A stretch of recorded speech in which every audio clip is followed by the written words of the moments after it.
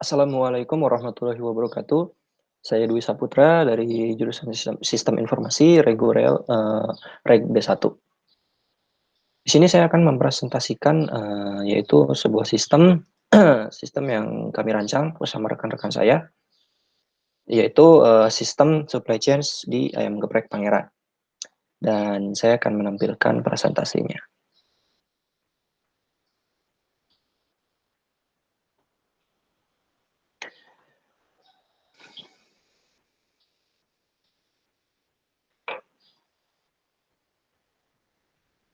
Oke, jadi di sini saya akan menjelaskan tentang sistem supply chain ayam geprek Pangeran yang saya rancang bersama rekan-rekan saya, yaitu Wandi Rubansyah dan juga Rizky Hardiana. Di sini saya akan memulai dengan membahas general problem atau permasalahan umum di perusahaan. Di ayam geprek Pangeran, proses pengadaan barangnya masih dilakukan secara tradisional atau masih dilakukan secara konvensional. Dan mekanisme penyimpanan data juga masih berupa paper base, jadi resiko kehilangan atau kerusakan data sangatlah tinggi ketika terjadi suatu hal yang tidak diinginkan ataupun terjadi kecelakaan-kecelakaan yang tidak diinginkan, contohnya seperti kebakaran dan yang lain-lain. Itu resiko kehilangan data sangatlah tinggi jika datanya masih berupa paper base. Jadi di sini saya akan menyarankan atau memberikan opsi berupa penyimpanan data di dalam sebuah sistem. Selain itu, karena prosesnya masih dilakukan secara konvensional, pada bagian pembayaran pun masih sering terjadi selisih hasil penjualan. Oke, kita next. Dan berikutnya ada permasalahan umum di setiap bagian. Karena saya memegang bagian supplier, maka saya akan menjelaskan masalah umum yang terdapat di bagian supplier itu sendiri. Masalah yang terdapat di bagian supplier adalah sangat sulitnya mencari info, tendering, kemudian pekerjaan kurang efisien karena proses kerja masih dilakukan secara manual. Dari apa yang saya dapatkan setelah saya mencari info di GM Geprek Pangeran itu sendiri, lebih tepatnya ke bagian suppliernya, mereka kesusahan untuk mencarinya tendering. Karena apa? Karena mereka masih melakukan secara konvensional. Jadi di bagian supplier itu mereka terjun langsung ke lapangan maupun mencari info melalui website tentang tendering ini sendiri. Jadi kemudian sering terjadi keterlambatan kedatangan barang karena proses pengiriman barang tidak dapat dipantau secara baik dan benar. Dan ini juga masalah yang saya temukan di bagian supplier maupun di bagian supplier ataupun di bagian pengadaan ya, karena sering terjadinya keterlambatan barang itu menurut saya kesalahan apa ya, di luar dugaan. Karena contohnya ketika bagian pengadaan memberikan batas waktu pengiriman barang ataupun barang harus sampai di bagian pengadaan itu misalkan hari ini, tapi ternyata bagian supplier itu sudah mengirimkan barang sesuai jadwalnya, yaitu 2 hari yang lalu, untuk menghindari hal ini atau menghindari keterlambatan barang. Ternyata walaupun mereka sudah mengirimkan jauh-jauh hari, ternyata barang masih sering masih ada yang terlambat datang sampai ke bagian pengadaan. Ini karena apa? Karena tidak adanya pantauan secara baik dan benar di bagian lapangannya. Jadi ketika barang keluar dari bagian supplier, maka barang itu tidak bisa dipantau dengan baik. Lokasinya di mana, sekarang keberadaannya di mana itu tidak bisa dipantau oleh kedua belah pihak, baik bagian pengadaan maupun bagian supplier, seperti itu. Maka di sini kami mengusulkan sebuah fitur yang nantinya ada di dalam sebuah sistem yang ada di dalam sistem supply chain kami, yaitu fitur tracking. Oke, di sini juga masuk ke teori yang digunakan dalam sistem MGP Pangeran. Teori yang berkaitan dan juga penunjang dari apa yang kami realisasikan di dalam sistem ini. Oke, kita next. Yang pertama itu ada knowledge. Jadi dalam konsep ini dijelaskan bahwa pengetahuan merupakan aspek berharga dalam suatu ekonomi digital. Dari tugas yang kami kerjakan terdapat proses analisis dan juga dan analisa tersebut bertujuan untuk mendapatkan pengetahuan tentang bagaimana solusi aplikasi digital yang dapat memudahkan bisnis tersebut. Sehingga dapat dikatakan bahwa konsep knowledge sesuai dengan tugas yang kami kerjakan, di mana pengetahuan sangatlah penting guna mendapatkan solusi terbaik dalam bisnis ayam geprek Pangeran. Kemudian ada teori digitizing.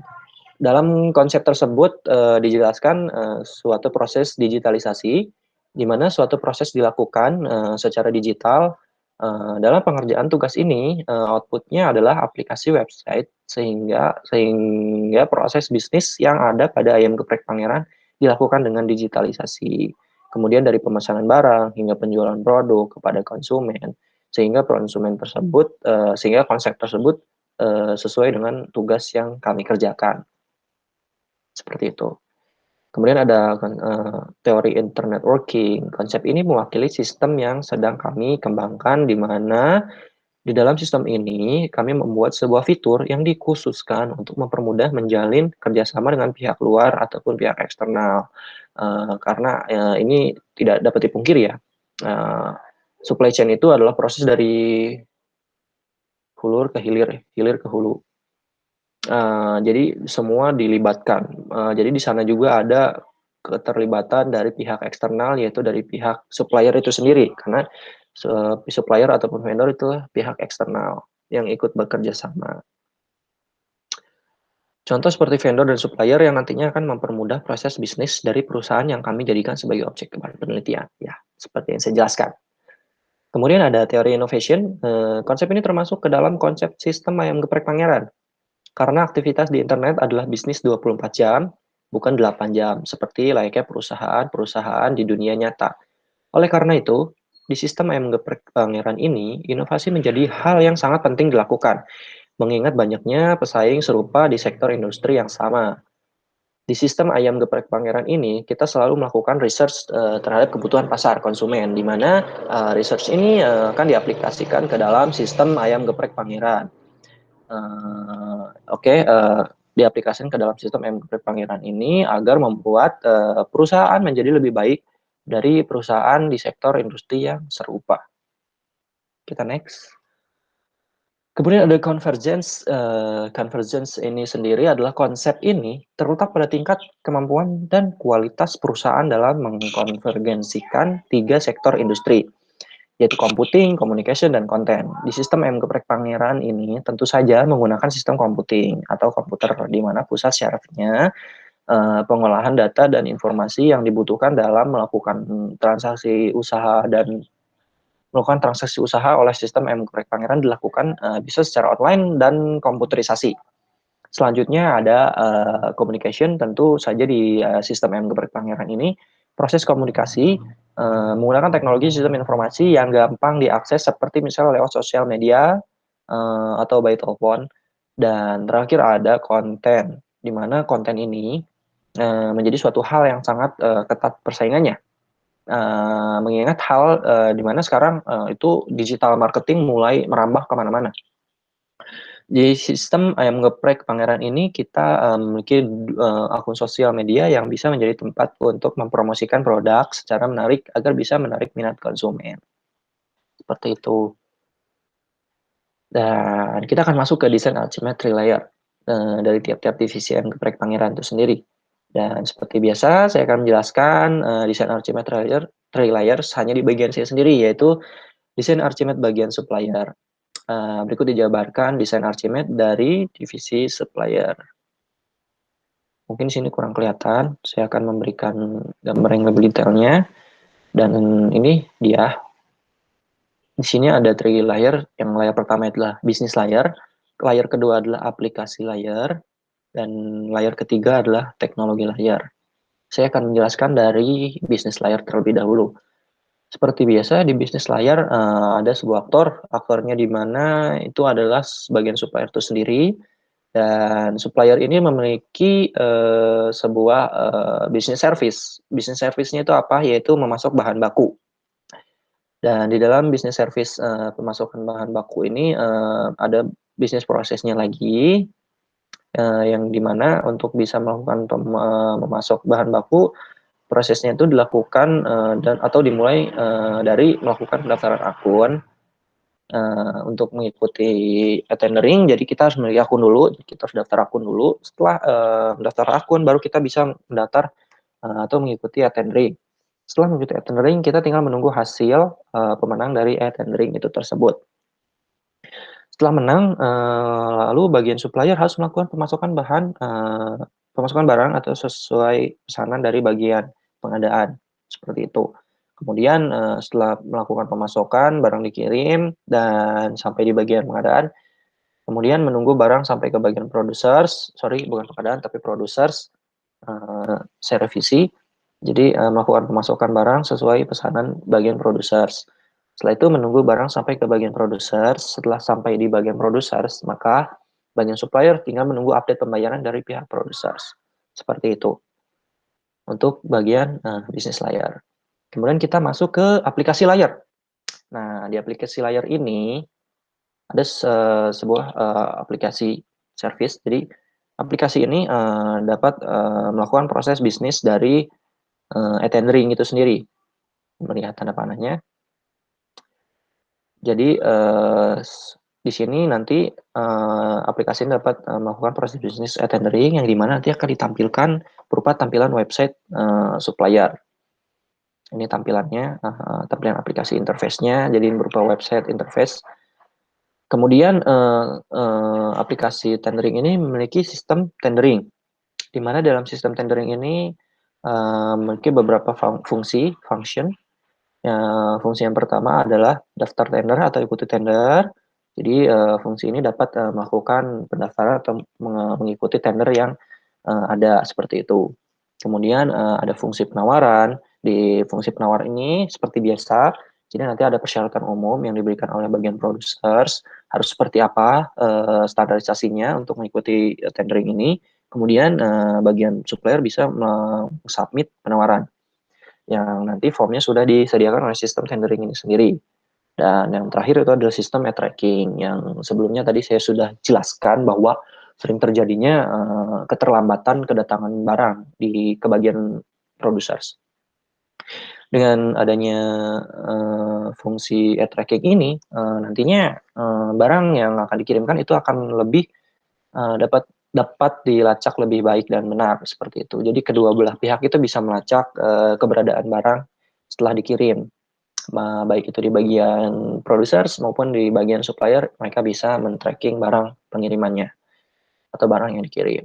Nah, ketika sistem tendering ini dikolaborasikan dengan bagian yang lainnya, seperti contohnya bagian producers dan bagian yang lainnya, ataupun customer, itu akan menjadi satu kesatuan yang disebut sistem rantai pasok.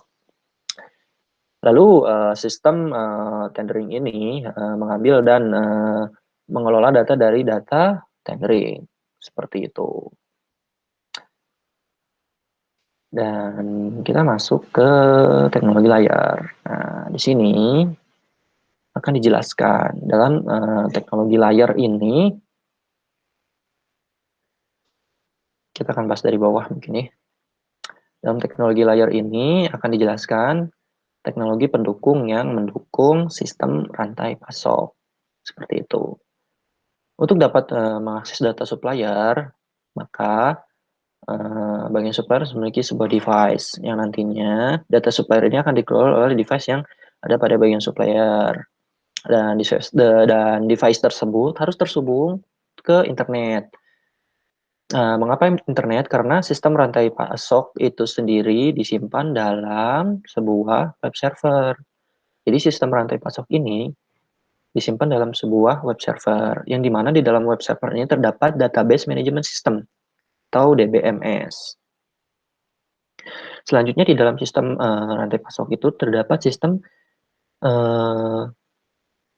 procurement atau sistem pengadaan, kemudian ada sistem manajemen stok, dan juga sistem CRM. Seperti itu.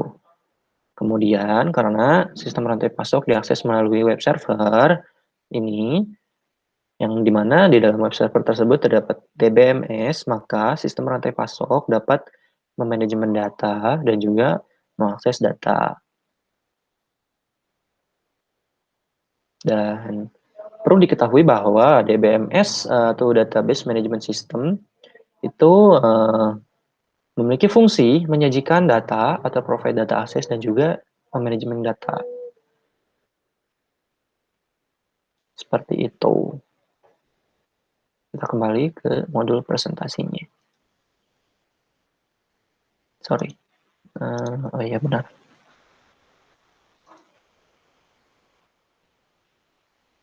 Nah ini kita mulai masuk ke relasi antar tabel yang dibuat. Di sini ada relasinya, di mana dibagi pekerjaan yang di-handle oleh bagian front office dan bagian back office. Jadi di dalam sini DBMS menggunakan MySQL, di mana di dalam MySQL itu sendiri atau database itu sendiri dapat melakukan penyajian data, provide data, dan manajemen data. Kemudian di dalam database ini terdapat tabel pemesanan barang, tabel invoice, dan tabel barang. Oh, sorry, ini belum digabungin. Harusnya itu seperti ini sih. Hmm,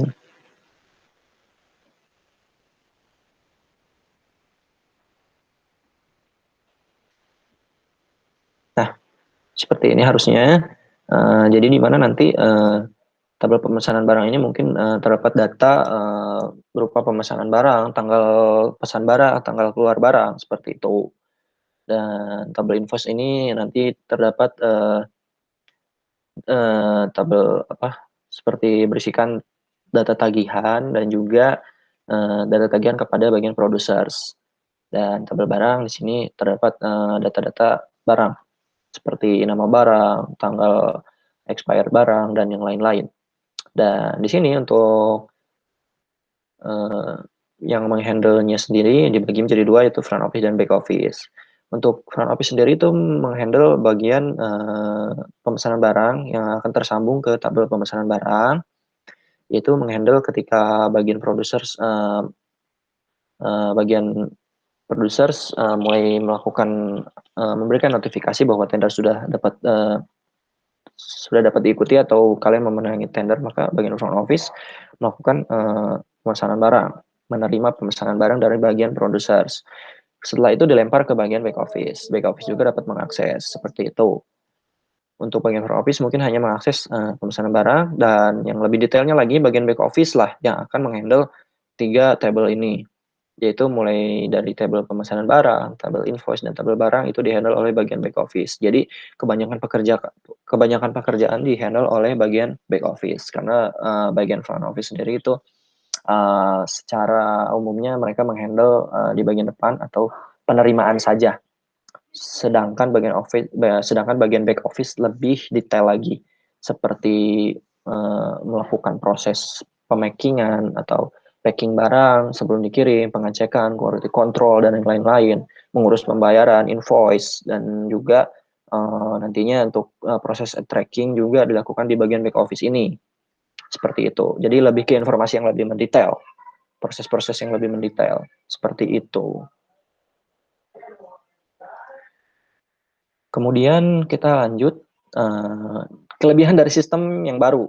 Jadi sistem ini, maksudnya sistem yang kami ingin implementasikan di perusahaan ayam geprek Pangeran ini terbilang sangat-sangat baru, karena sebelumnya mereka tidak menggunakan sistem sama sekali, seperti itu.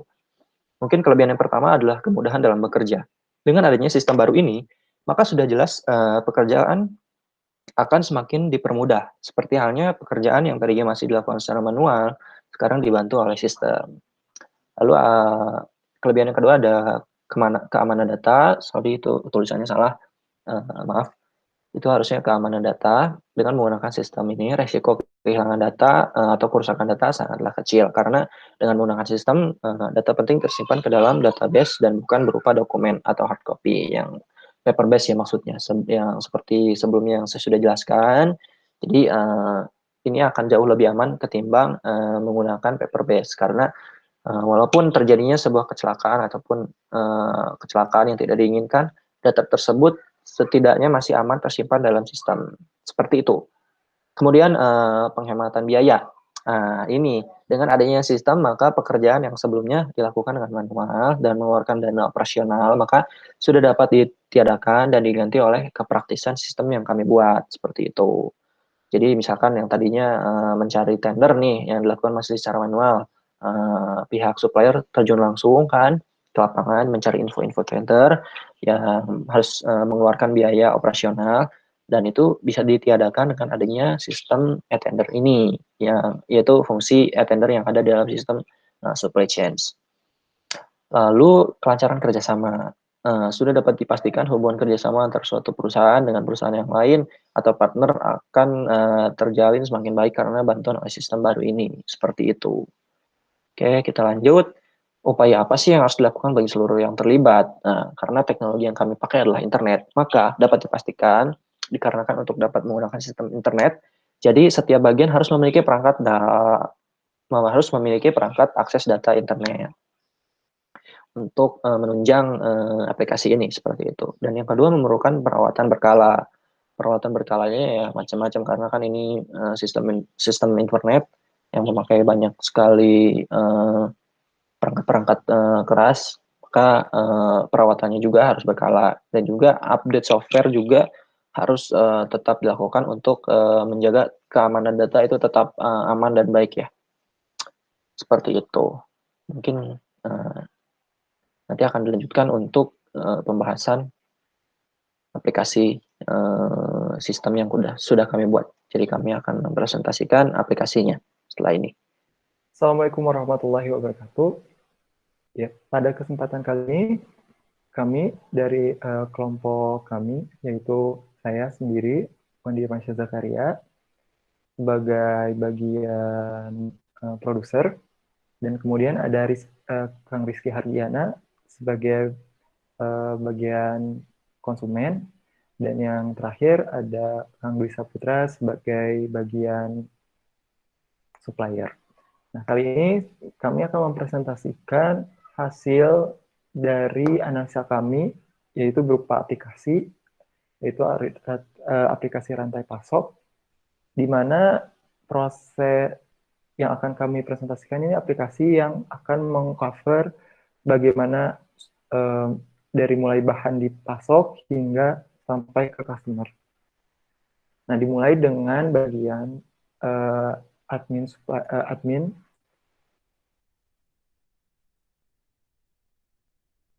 mulai login saja ke sistem. Oh, sorry.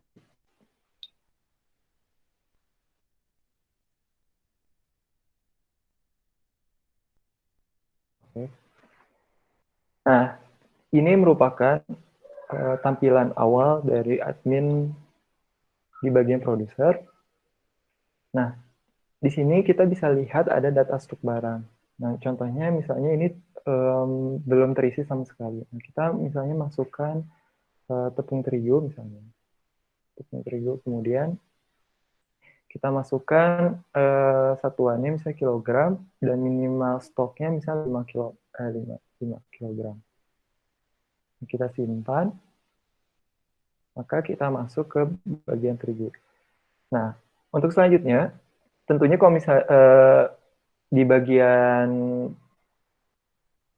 bagian produser jika ingin menyetok terigu lagi, kita tinggal ada action di sini lakukan pengadaan.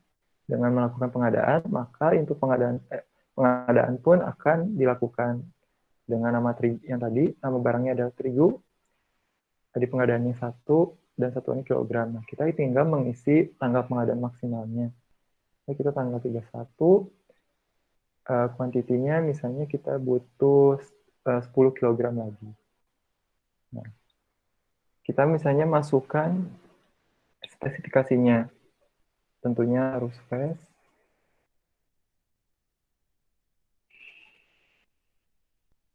Harus fresh. Misalnya fresh.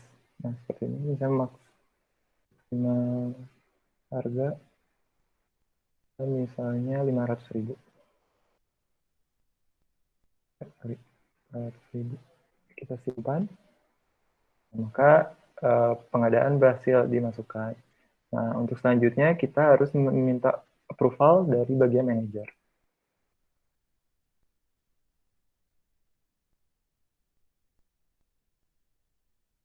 Nah, kita bisa lihat di sini ada pengadaan menunggu persetujuan, yaitu terigu 10 kg menunggu approval. Nah, kita approve dan kita memasukkan tanggal mulai tendernya.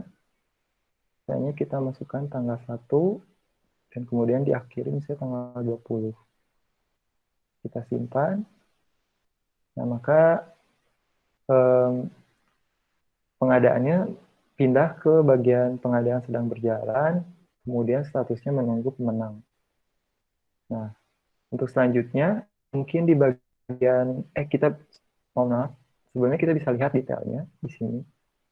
Nah, di dalam detailnya dijelaskan mengenai detail pengadaannya, kemudian di bawah ini adalah tabel supplier yang mengikutinya. Nah, karena ini belum ada supplier yang mengikuti, maka data akan kosong seperti itu.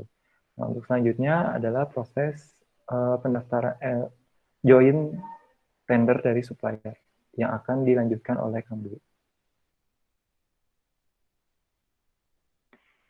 Oke, baik. Terima kasih Kang Abdul. Maka di sini akan saya lanjutkan ke bagian yang saya handle, yaitu bagian supplier. Di pertama akan tampil sebuah halaman login untuk masuk sistem. Ketika login, maka akan langsung tampil halaman utama untuk sistem di bagian supplier itu sendiri. Nah, di sini bagian supplier akan mengikuti sebuah tender dengan cara mengikuti atau klik tombol atau klik menu tender. Dan ketika menu tender sudah diklik, maka akan tampil Project Open Tender Geprek Pangeran itu sendiri. Dan di sana sudah ada tender yang bisa kita ikuti dengan cara klik lihat detail. Dan di sini sudah langsung tampil ya detail pengadaan atau spesifikasi yang mereka ajukan. Dan kita hanya tinggal mengklik tombol ikuti tender. Ketika uh, tombol klik ikuti tender, ketika tombol ikuti tender diklik, maka akan langsung tampil form join tender.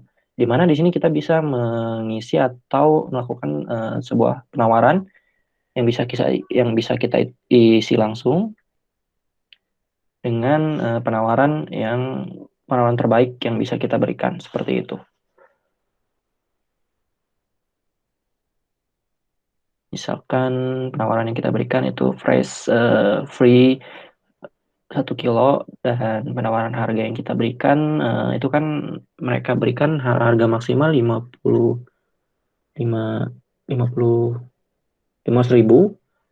Maka kita akan menaruhkan harga di bawah harga penawaran tersebut, misalkan 200.000. Lalu klik tombol simpan,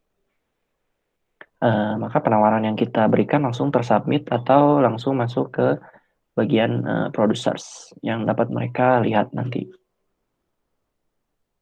Maka setelah itu kita akan kembalikan ke bagian producers. Baik, terima kasih untuk Kang Dwi. Untuk selanjutnya adalah kita akan melakukan proses pemilihan pemenang tender dengan cara kita login sebagai manajer pengadaan.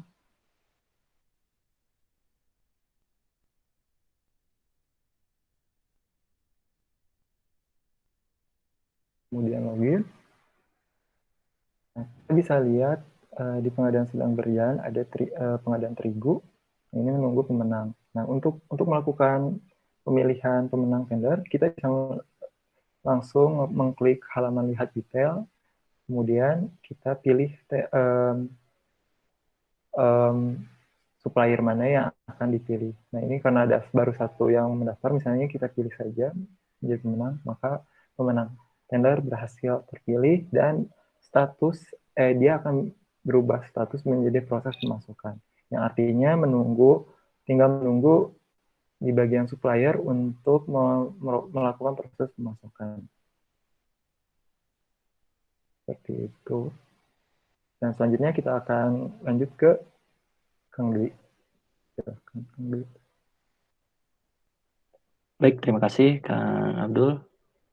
Maka setelah di bagian producer selesai, maka akan dikembalikan atau kembali ke bagian supplier.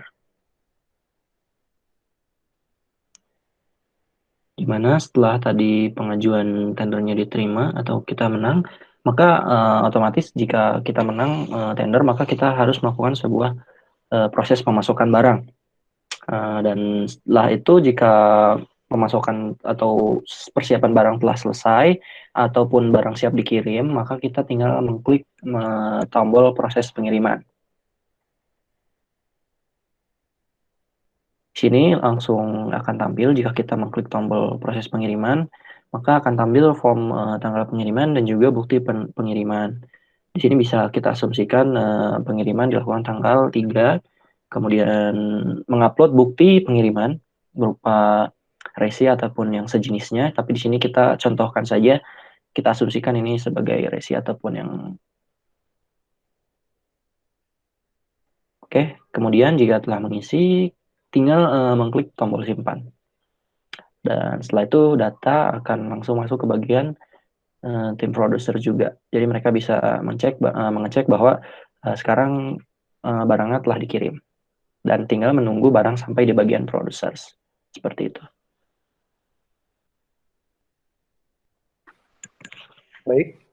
Nah, untuk selanjutnya kita akan melakukan proses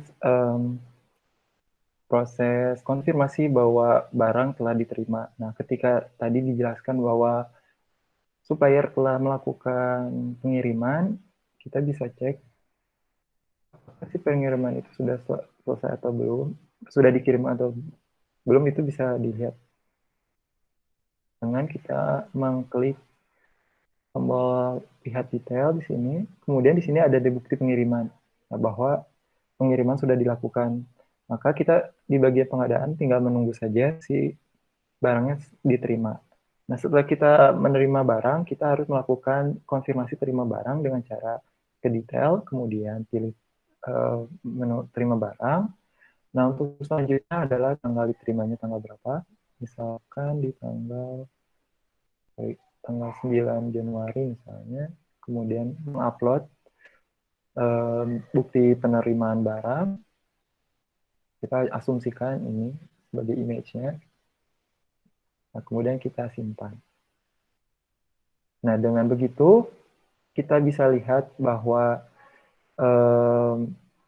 di sini tinggal menunggu pembayaran oleh supplier.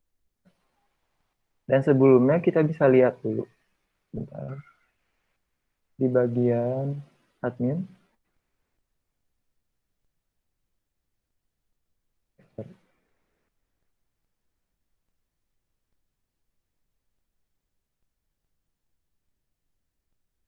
Nah, yang tadi kan terigu yang awal itu masih stoknya 5 ya.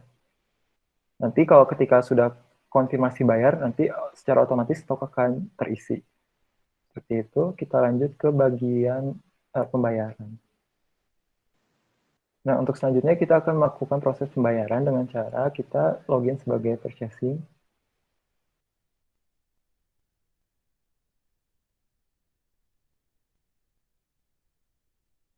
Nah, kemudian ini kita bisa lihat invoice yang belum dibayarkan.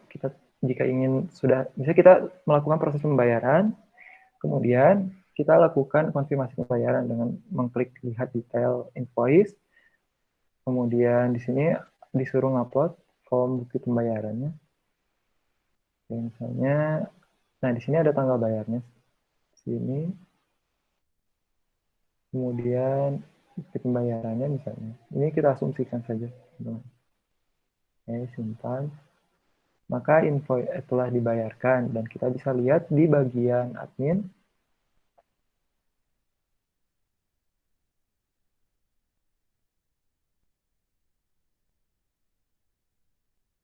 Stoknya sudah masuk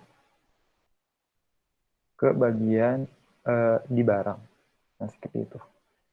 Nah, untuk selanjutnya kita akan lanjut ke proses di bagian untuk bagian konsumen yang akan dijelaskan oleh Kang Rizky. Terima kasih Kang Dwi dan Kang Wandi. Di sini saya Rizky Ardiana akan menjelaskan bagian customer di sistem rantai pasok ayam geprek Pangeran ini. Oke, pertama ketika customer ingin memesan sebuah menu di sistem ini kita akan memilih misalkan memilih nama menunya, diklik pilih jurusan, pilih menu atau terus pilih ayam geprek hot 1 ayam dan sebagainya. Kemudian kita masukkan nomor mejanya, misalkan 22E. Setelah itu kita masukkan jumlah pesanannya. Misalkan contoh pesanannya 5.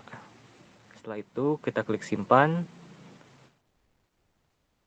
dan akan muncul ke bagian data stok barang. Mungkin itu saja untuk bagian customer. Dan akan dikembalikan ke Kang Wandi. Terima kasih.